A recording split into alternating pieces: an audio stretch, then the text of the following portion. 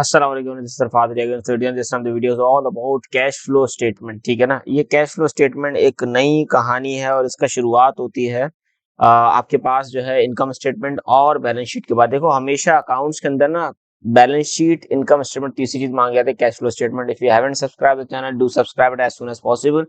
आज हम सीखेंगे कैश फ्लो स्टेटमेंट बिल्कुल स्क्रैच से, बिल्कुल जीरो से। So let's start with the video. ठीक है, अच्छा भाई, कैश फ्लो का अल्फाज पहले तो मैं यहाँ से पेन ड्रॉ करना शुरू कर दूं क्योंकि ये इस पेन में ना अच्छा लगता है बड़ा बोर्ड के अलावा।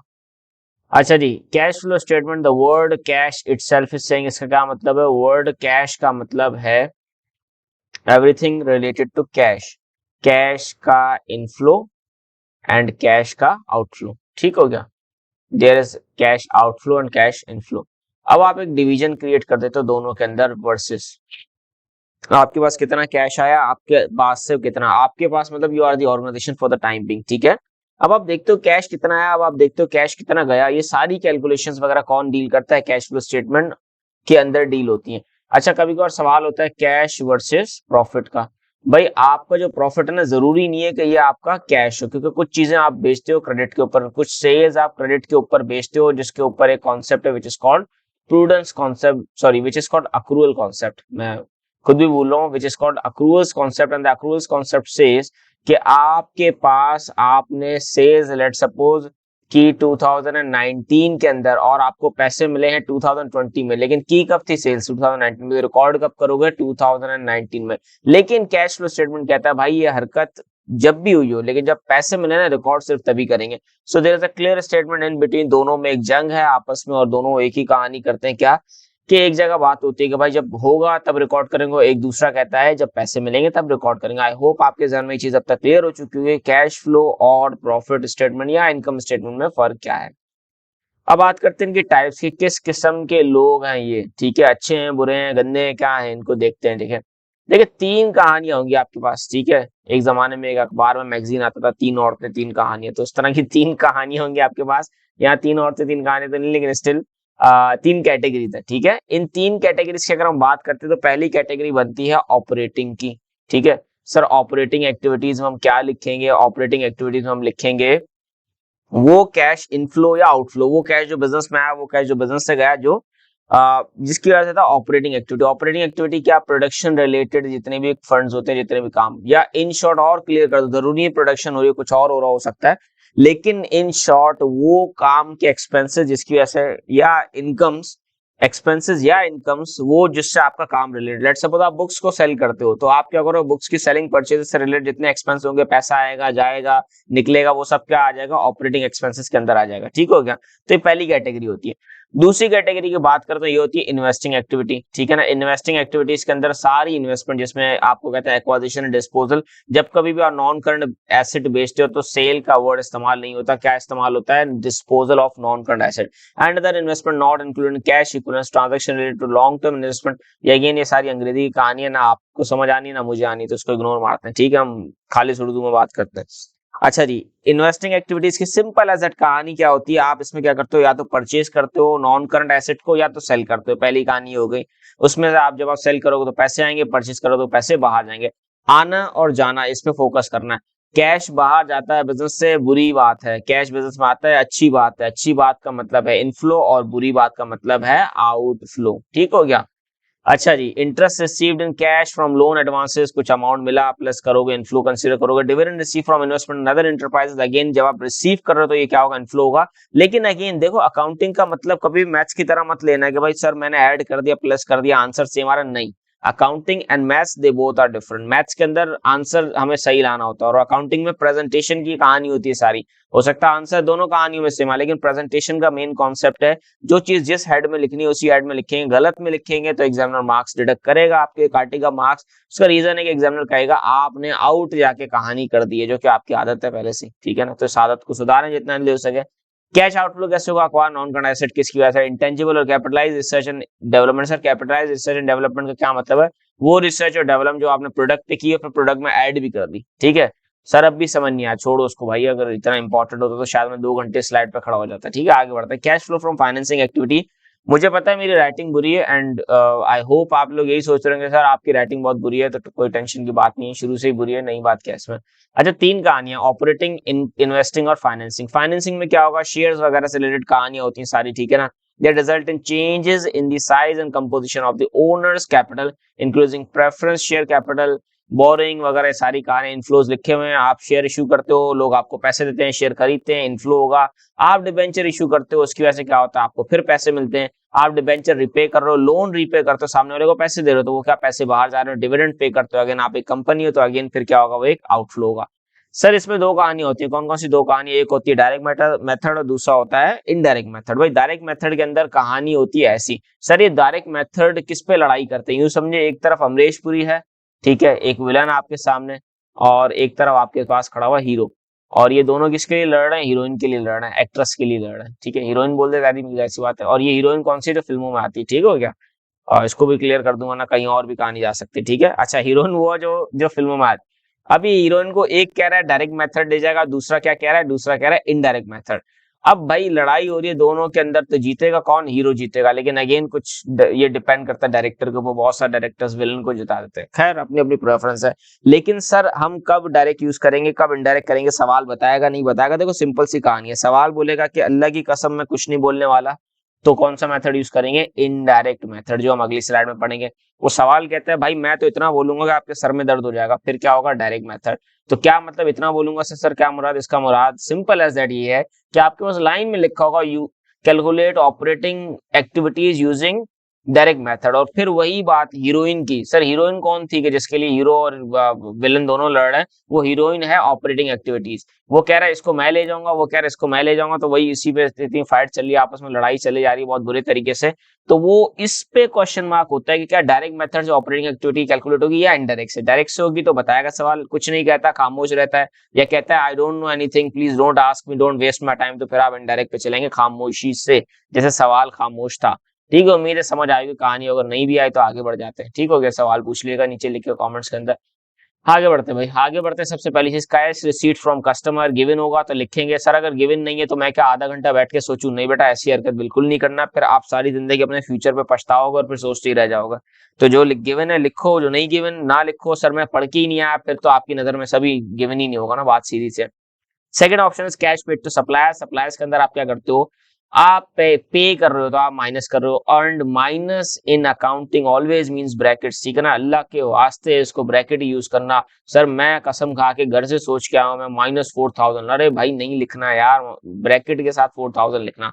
कैश पेड टू एम्प्लॉयज, आप जब एम्प्लॉयज को पे करते हो कैश बाहर जा रहा है। Cash paid for other operating activities या एक्सपेंसेस, वो भी माइनस हो रहे हैं। इंटरेस्ट पेड इनकम, ये सब आपने पेड किया, आपने ऊपर वाली वैल्यू से बाकी सब चीजें प्लस माइनस की, there is a positive answer and there is a chance कि नेगेटिव आंसर भी आ सकता है, ठीक है, जरूरी नहीं है बिल्कुल भी। तो net cash from operating activities आपने निकाल लिया, वही हीरोइन और सॉरी हीरो और विलन की कहानी। अब यहाँ पे बात हो रही है इनडायरेक्ट एक्टिविटी की, निकाल क्या रहे हो, सेम कहानी निकाल रहे हो, लेकिन दोनों निकालने के तरीके डिफरेंट है भाई। इनडायरेक्ट में format will be different, direct में format will be different. Profit from operations या ऑपरेटिंग एक्टिविटी, बड़े समझदार बच्चे हैं, आप लोगों ने ध्यान में सोच लिया होगा ये कहां से आएगा, आपके पास इनकम स्टेटमेंट से आएगा। मैं अपनी गंदी सी राइटिंग में लिख देता हूँ, उसको कोई मसला नहीं है।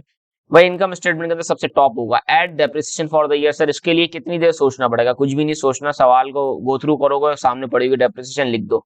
सर अगर डेप्रिसिएशन नहीं है तो भाई नहीं है तो छोड़ दो ना, अब उसको क्या सोच के बैठ के, या इजाद करने की चीज थोड़ी है, आप डेप्रिसिएशन इजाद कर रहे हो बैठ के साइंसदानों की तरह।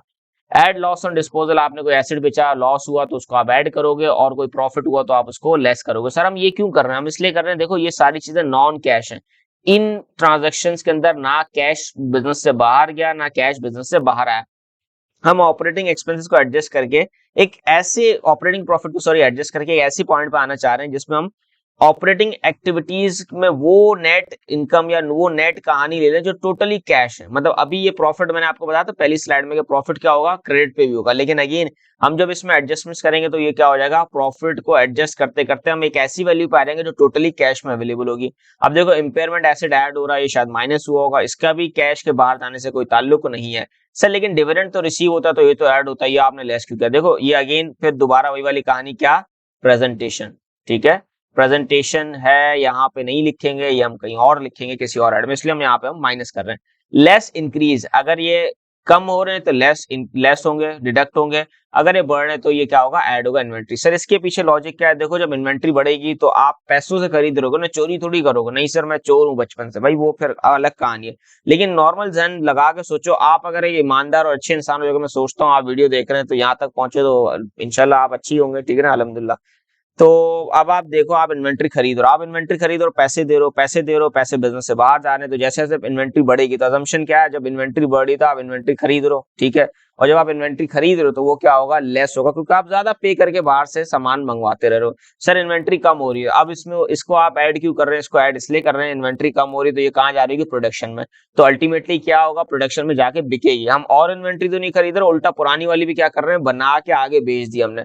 तो ये क्या है, ये अच्छी चीज है, कैश की पोजीशन के हिसाब से अच्छी चीज है, इसलिए हम ऐड कर रहे हैं। Again second item, less increase, जब बढ़ेगा तो लेस करेंगे और जब कम होगा तो ऐड करेंगे। सर ट्रेड रिसीवेबल के साथ ये मामला उल्टा क्यों होगा, देखो जब हमारे ट्रेड रिसीवेबल वो कौन है, क्रेडिट कस्टमर, जो हमें लेट पे करेंगे तो हम क्या करेंगे, उसको इंक्रीज की वजह से लेस करेंगे। हम दो बैलेंस शीट गिवन होगी 2018 और 19, दोनों में डिफरेंस निकालेंगे ट्रेड पेबल्स के, ट्रेड रिसीवेबल्स के बैलेंस का। अगर वो बढ़ रहा है तो ये बुरी बात है, क्यों सर, वो पैसे नहीं दे रहे ना इसलिए। अब जब एक कस्टमर, आपका क्रेडिट कस्टमर आपको पैसे नहीं दे रहा, आपके पास पैसों के इश्यूज हो जाएंगे, ठीक है, कुछ मसले मसाइल होंगे, तो इसलिए क्या है, लेस हो रहा है जब इंक्रीज हो रहा है। और ऐड क्यों हो रहा है, सर वो पैसे दे रहे हैं मुझे, तो ये अच्छी चीज है बिजनेस के लिए, क्योंकि कैश की नजर से देखो ना कि कैश बेहतर होता जा रहा है। Then the third one is less decrease and add increase in trade payable. अब स्लैश लगा हुआ, दोनों में से कोई एक ही बात होगी। जब आपके ट्रेड पेबल्स कम हो रहे हैं तो डिक्रीज, सर कम हो रहे हैं तो डिक्रीज क्यों हो रहा है, उसका रीजन है कि देखो आप ट्रेड पेबल आपके कौन है, क्रेडिट सप्लायर्स है। जब कम हो रहे हैं तो इसको आप पे कर रहे हो टाइमली बेसिस पर, जब आप पे कर रहे हो तो ये आपका कैश बाहर जा रहा है, that's why we are deducting this thing. और ऐड क्यों करते हो, ऐड इसलिए कर रहे हो तो कि आप उसको पेमेंट लेट कर रहे हो, तो ये क्या चीज, अच्छी चीज है from the perspective of business. लेकिन अगेन फिर इसके भी मसले मसाले होते हैं, कैश के बिजनेस पर्सपेक्टिव से, बिजनेस के पर्सपेक्टिव से। लेकिन अगेन सर इससे ताल्लुकात खराब हो सकते हैं, बिल्कुल होते हैं, ठीक है ना। तो ये चीज याद रखनी है। फिर लेस फाइनेंस कॉस्ट, आपके पास इंटरेस्ट कॉस्ट गिवन होगी, या आपके पास होगा इंटरेस्ट ऑन डिवेंचर या इस तरह का कोई आइटम। सर ये भी नहीं गिवन, छोड़ दो, इग्नोर करो, क्या जरूरत है ढूंढने की। लेस टैक्स, लेस टैक्स में कौन सा लिखेंगे, टैक्स एक्सपेंस लिखेंगे, जो कि आपके पास सवाल में गिवन होगा। मोस्ट प्रोबेबली ये इनकम स्टेटमेंट में होता है। लेकिन सर कभी कभी टैक्स लायबिलिटी ये होगा, तो होता है अक्सर टैक्स लायबिलिटी, फिर हम एक टी अकाउंट बनाते हैं जो कि नॉर्मली आपके सवालों में नहीं आएगा, ठीक है, तो मैं इसलिए वो नहीं बता रहा।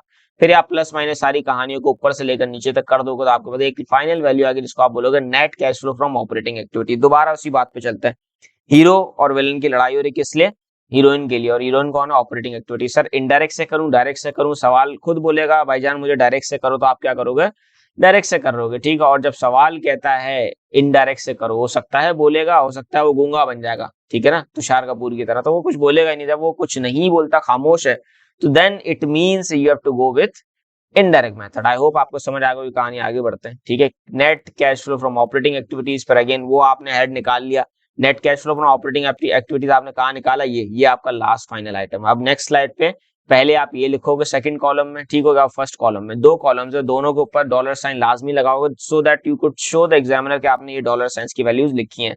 अच्छा भाई, इन्वेस्टिंग एक्टिविटीज आ गया, हेडिंग डाल दी purchase slash acquisition of non current asset. इसने क्या किया हुआ, इसको माइनस किया हुआ कि जब भी हम परचेज करेंगे ये कैश बाहर जाएगा, पैसे देके परचेज करेंगे तो ये क्या चीज है, ये बुरी चीज है, ठीक है, क्योंकि पैसे बाहर जा रहे हैं। Proceed from sale disposal of non current asset, जब आप बेचोगे तो पैसे अंदर आएंगे, तो इसने क्या किया हुआ, पॉजिटिव में रखा हुआ।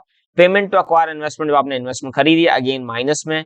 इन्वेस्टमेंट इनकम रिसीव्ड, आप क्या करोगे, इसको ऐड करोगे, डिविडेंड रिसीव ऐड करोगे। देखो ये प्रेजेंटेशन की कहानी है, इसको ऐड तो मैं पहले कॉलम में या पहले हेडिंग में भी कर सकता था ऑपरेटिंग में, लेकिन अगेन इसमें क्या होता, प्रेजेंटेशन खराब हो जाती है, इसलिए मैंने इसको यहाँ पे किया।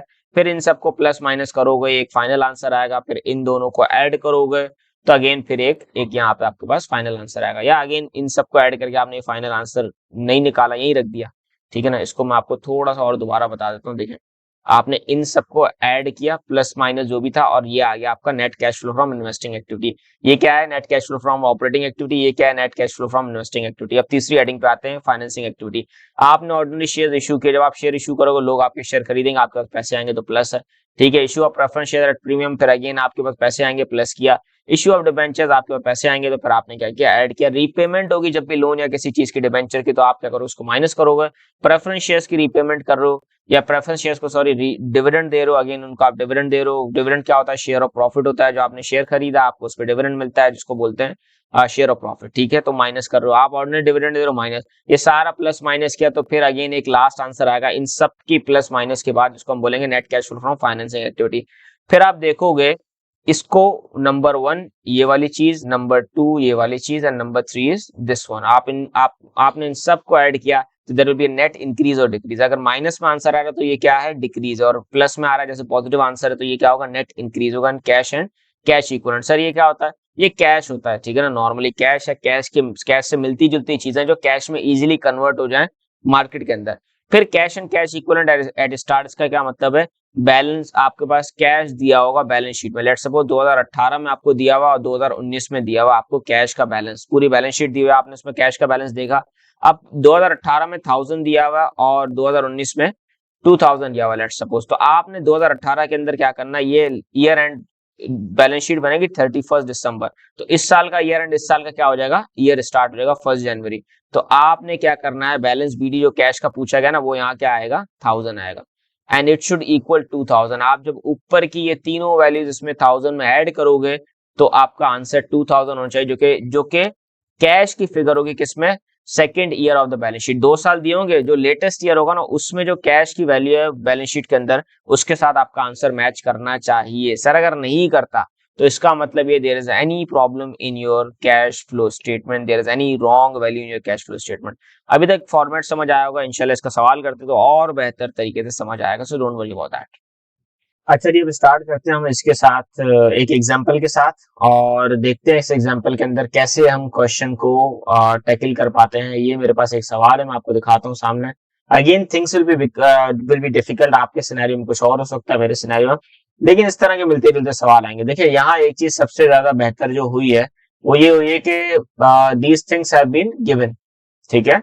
ये आपके पास 2017 और 2018 का कंपैरिजन निकाल के इसने चेंज निकाल दिया, लेकिन आपके पास जो सवाल आएगा उसमें चेंज गिवन नहीं होगा, आपको खुद निकालना होगा।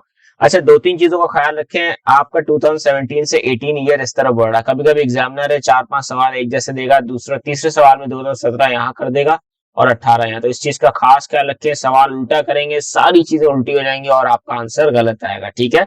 आई होप चीजें समझ आ रही होंगी, तो अब चलते हैं जल्दी से फॉर्मेट की तरफ और सवाल को व्हाइट बोर्ड पे सॉल्व करते हैं। सबसे पहले तो नॉर्मल चीजें लिखते हो, आप वही लिखोगे, स्टेटमेंट ऑफ कैश फ्लोज। मेरी राइटिंग इतनी अच्छी है, मेरे ख्याल से मैं डॉक्टर के लिए क्वालिफाई कर सकता था बहुत अच्छे तरीके से, लेकिन अगेन मैंने प्रेफर किया कि मैं आप सबको पढ़ाऊं, ठीक है। अच्छा खैर, और बुरी होती है यार ये बातें सुनने के बाद। एंडेड अगेन वही एक्स्ट्रा दैट ईयर है, मैं लिख देता हूँ 31 दिसंबर 2018 लेट्स सपोज, और यहाँ एक्स्ट्रा दैट बिजनेस का नाम होगा, अगेन जो भी बिजनेस है। 2 कॉलम्स में हम चलेंगे। सर इसमें डायरेक्ट मेथड फॉलो करेंगे कि इनडायरेक्ट? देखो सवाल कुछ कहता है, आ जाओ पढ़ते हैं साथ में। भाई सवाल कह रहा है, मैं आपको कुछ नहीं बोलूंगा, ये देखो नीचे करते हैं, ये आया ये आया, ये खत्म कहानी। इसने 3-4 लाइनें बोली है, यहाँ पे कुछ बोला हुआ और यहाँ पे कुछ बोला हुआ, और जब मैं कह रहा हूँ भाईजान किस तरह करूं, वो कह रहा है आपकी मर्जी, आपको जिस तरह सॉल्व करना है आपके ऊपर है, ठीक है। जब सवाल सॉल्व करते टाइम पे ये खामोश रहेगा तो क्या होगा, इसका मतलब एक इनडायरेक्ट मेथड से सॉल्व होगा लाजमी, ठीक हो गया। अच्छा जी, अब इसमें 2 फिगर है सर, नेट इनकम ले या नेट इनकम से पहले हम ले ऑपरेटिंग इनकम। भाई कुछ फॉर्मेट्स में मेरे ख्याल से लेट्स सपोज इसका सोल्यूशन अगर मेरे पास मौजूद है तो उसमें उस सोल्यूशन को किसी ने सॉल्व किया हुआ तो उसने क्या किया, नेट इनकम को यूज किया हुआ, लेकिन इट्स नॉट मैंडेटरी, मैं नेट इनकम नहीं यूज करूंगा, मैं ऑपरेटिंग इनकम को इस्तेमाल करूंगा, सवाल सॉल्व करेंगे साथ में, ठीक है। अच्छा जी, अब हम क्या निकालने जा रहे हैं, आप सबको पता है बहुत अच्छे तरीके से, क्या, cash flow from operating activities, ठीक है। किससे, ऑपरेटिंग एक्टिविटीज से। अब अगेन और इनडायरेक्ट मेथड लिखने की जरूरत नहीं है, आपका मेथड, आपको फॉर्मेट खुद बताएगा कि आपने किस मेथड से सॉल्व किया, बिकॉज एग्जामिनर नो, उसको पता होगा ये सब चीजें। अच्छा ये सबसे पहला आइटम आपके पास होता है ऑपरेटिंग इनकम, ठीक है। मैं बोलता इसीलिए जा रहा हूँ साथ साथ कि आपको राइटिंग मेरी समझ आए और चीजें भी समझ आए।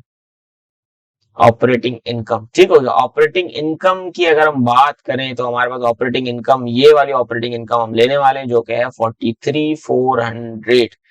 अच्छा जी सर, सेकंड कॉलम में क्यों लिख रहे हैं, क्योंकि देखो यहाँ जो मिडिल कॉलम होता है ना, ये दूसरा वाला, ये सिंप्लीफिकेशन के लिए होता है चीजों के। अब आप सबसे पहले क्या करोगे, ऐड करोगे डेप्रिसिएशन। सर आपने डेप्रिसिएशन ऐड क्यों की, क्योंकि बेटा मुझे बचपन में ऐसे ही सिखाया गया था। ये देखो फॉर्मेट, पहली चीज जो ऐड हो रही है वो क्या है, डेप्रिसिएशन ऐड हो रहा है, ठीक है, फॉर द ईयर।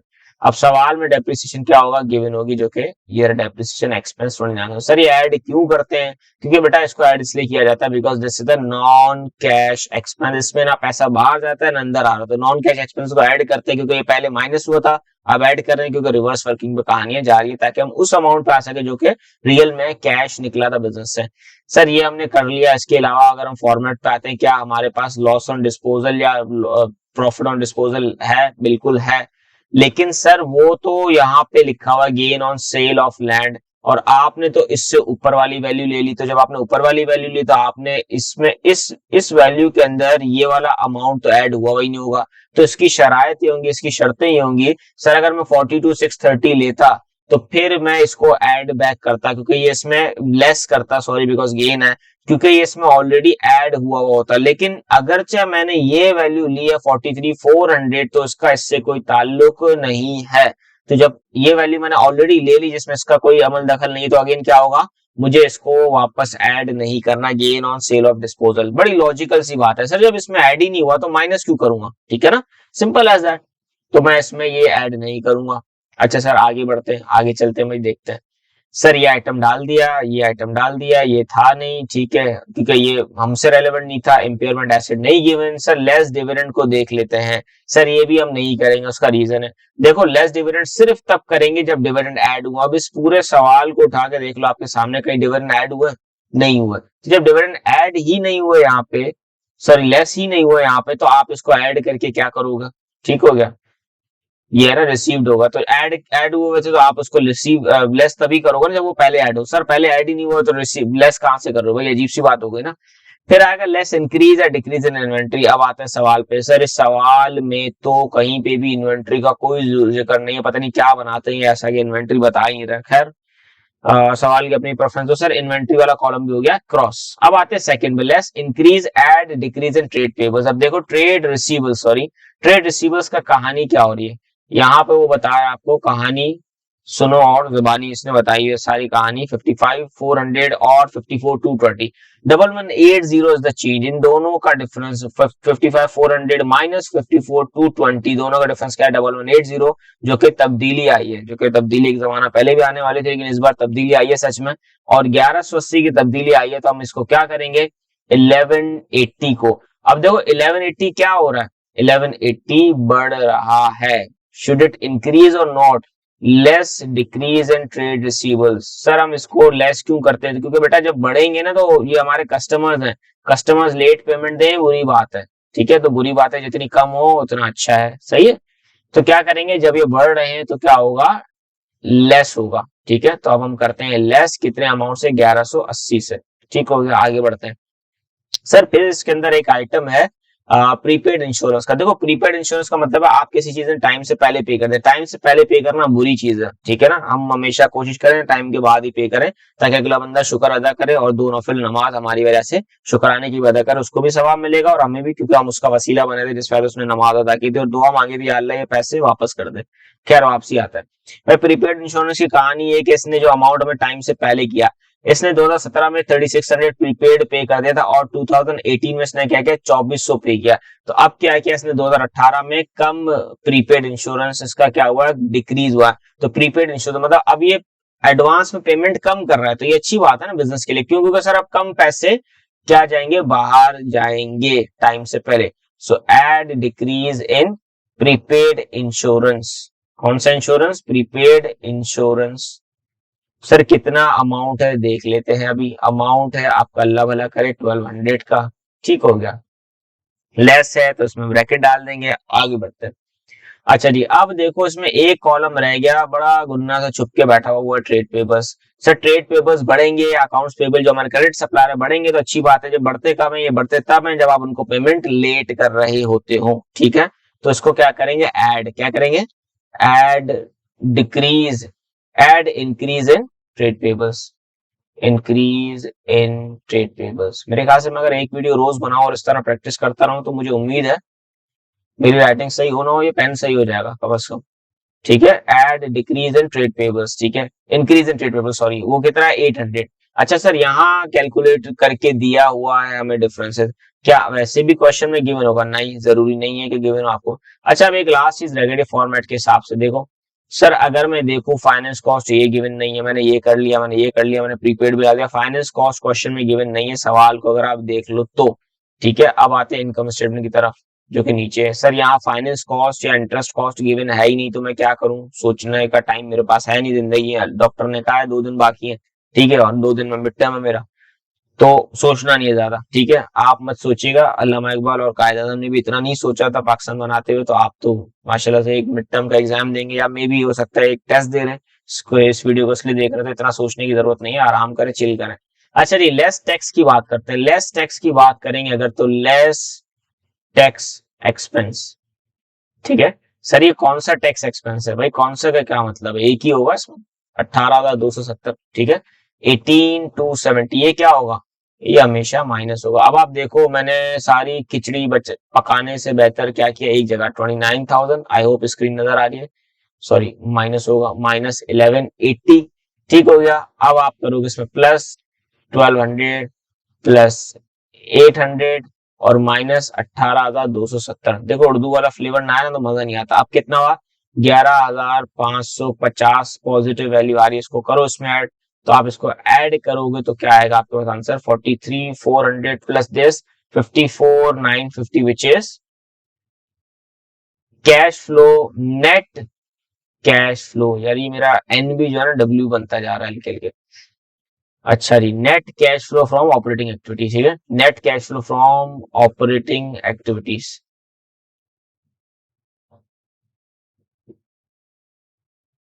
अच्छा जी, अब आगे बढ़ते हैं। अब आप इसमें क्या करोगे? आप इसके अंदर सेकंड हेडिंग डालोगे विच is cash flow from investing activity. Heading डाली आपने cash flow from investing activities, ठीक है, आपने हेडिंग डाल दी, आपने लिख दिया cash flow from investing activities. अब आप इसके अंदर सब वन बाय वन क्या करोगे? फॉर्मेट देखोगे और आइटम्स पुट करते चले जाओगे, जो होंगे इसमें, जो नहीं होंगे उसको इग्नोर करोगे। अच्छा जी, purchase and acquisition of non current asset, कोई भी नॉन करंट एसेट हो सकता है। आप देखो इसमें सवाल में नीचे इसने शराफत से बता दिया, इन्वेस्टमेंट्स दैट ओरिजिनली कॉस्ट 30,000 और सोल्ड फॉर 47,500, तो इन्वेस्टमेंट भी कहाँ आएगी? इसी के अंदर आएगी, इन्वेस्टिंग एक्टिविटीज के अंदर। तो लिख देते हैं disposal of investment, sorry sale of investment, ठीक है, आप लिख दो सेल ऑफ इन्वेस्टमेंट्स। तो सेल ऑफ इन्वेस्टमेंट से क्या होगा? अमाउंट घर आएगा, घर का मतलब बिजनेस में आया होगा, ठीक है। तो सेल ऑफ इन्वेस्टमेंट आप लिखोगे और कितने अमाउंट की सेल की, ये सवाल में नीचे बताया क्या? 47,500, जितने अमाउंट की आपने सेल की है, ठीक है, ऐड होगा, यहाँ लिख देता हूँ। देन अगेन इसमें second pointer which is investment for purchase for 50,000, जब परचेज करोगे तो अमाउंट पे करोगे, तो आप क्या करोगे? Less purchase of investment. जब इन्वेस्टमेंट खरीदोगे तो अमाउंट दोगे, पे करोगे, जब अमाउंट पे करोगे तो क्या करोगे? इसमें आप माइनस करते चले जाओगे, ठीक है, 50,000। सर मैं ये नहीं कर सकता था कि मैं 47,500 और 50,000 को इक्वेट करता, एक ही लाइन में कर देता, नहीं, ये हरकत नहीं करना। अगेन पहले भी कह चुका हूँ, maths and accounting is different, ठीक है, ये मैथ्स नहीं है। Plant assets for purchase for 66,000, आपने क्या किया? Less purchase of plant asset. Sir ये माइनस क्यों हो रहा है? उसका रीजन ये है, आप पेमेंट करोगे तो बाहर जाएगा, तो आप जब बाहर पे करोगे तो वो हमेशा माइनस में लिखा जाएगा, विच इज 66,000, ठीक है, ये भी लेस हो गया। अब देखते हैं कैलकुलेटर के ऊपर, 47,500 प्लस, सॉरी प्लस नहीं है ना, माइनस है, 50,000 माइनस 66,000, तो आपके पास आंसर आता है 68,500, जो कि है नेगेटिव में, ठीक है। एंड आप इसमें क्या लिखोगे? आप इसमें लिखोगे, नीचे करके लिख देते हैं यहाँ पर, net cash flow from investing activity. ये आपने किससे कैलकुलेट किया? इन्वेस्टिंग एक्टिविटी से कैलकुलेट किया, and the amount is 68,500 which is negative. अब ये ऑपरेटिंग का आ गया, ये इन्वेस्टिंग का आ गया। अब आप आगे बढ़ते हो किस पे? आप बढ़ोगे आगे cash flow from financing activity, ये जो कि लास्ट है, फ्रॉम फाइनेंसिंग एक्टिविटीज। ठीक है, आई होप मेरी आवाज से आपको चीजें समझ आ रही होंगी। ठीक है, अब सबसे पहले इसमें आता है इश्यू ऑफ शेयर्स। आप जब भी शेयर्स इश्यू करते हो, लोग आपकी शेयर्स खरीदते हैं तो आपको पैसे देते हैं। अब आ जाओ बैलेंस शीट की तरफ। अब बैलेंस शीट पे आप देखोगे issue of shares, common stock shares को ही कहते हैं। 130 हो गए 2018 में, और पहले कितने थे 1 लाख, तो 30,000 से बड़े तो उसको पॉजिटिव में लिखोगे। ठीक है, इश्यू ऑफ शेयर्स 30,000। ठीक है, अब आप देखोगे रीपेमेंट ऑफ डिबेंचर्स, या रिडेम्पशन का वर्ड भी यूज कर सकते हो, ऑफ डिबेंचर्स। अब आप देखो कुछ रीपेमेंट हुई है। ठीक है, अब रीपेमेंट कितनी हुई है इसके अंदर, सॉरी नोट्स पेबल की रीपेमेंट हुई है, कितनी है 25,000 की। ठीक है, क्योंकि 25,000 से डिक्रीज हुआ है। इंक्रीज और डिक्रीज सवाल में यहाँ गिवन है, वैसे आपने खुद कैलकुलेट करना पड़ेगा। ठीक है ना, और यहाँ मैं कर दूं रिडम्पशन ऑफ या रीपेमेंट ऑफ नोट्स पेबल। ठीक है, नोट्स पेबल, और ये है आपके पास अल्लाह भला करे आपका 25,000 विच इज इन नेगेटिव। क्यों सर, क्योंकि आपने 25,000 से रिडम्पशन का मतलब है पेमेंट करना, आपने पेमेंट करो तो अगेन नेगेटिव होगा। फिर होगा आपके पास, ये होगा एड, ये होगा लेस, और फिर आपके पास होगा क्या, सॉरी लेस होगा क्या, डिविडेंड्स पेड। नीचे एक लाइन लिखी हुई है, less dividends paid which is less dividends paid. ठीक है, और वो अमाउंट आपको अलग से एक आइटम के तौर पे गिवन है विच इज, सॉरी मैंने बच्चों की तरह लाइन लगा दी। अच्छा, कैश डिविडेंड्स में डिक्लेयर पेड टू अमाउंट 8,000। ठीक है, अब आपने 8,000 क्या किया, पे कर दिया। अब अगेन ये भी क्या है, नेगेटिव है। अब अगेन देखो आंसर क्या आएगा, 30,000 माइनस 25,000 माइनस 8,000। अब आपके पास आंसर आ रहा है negative 3,000 which is net cash flow from financing activity. ये भी लिख देते हैं, net cash flow from financing activities. ठीक है, अब जिंदगी को करते हैं बेहतर।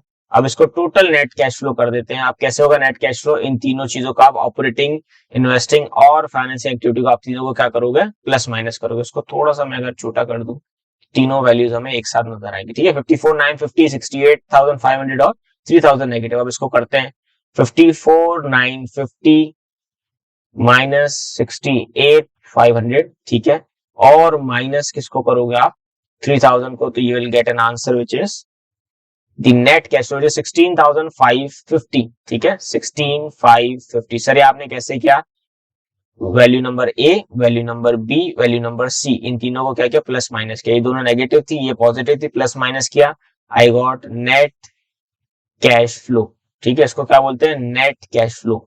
Add cash balance opening. ठीक है, कैश बैलेंस कौन सा होगा, ओपनिंग होगा।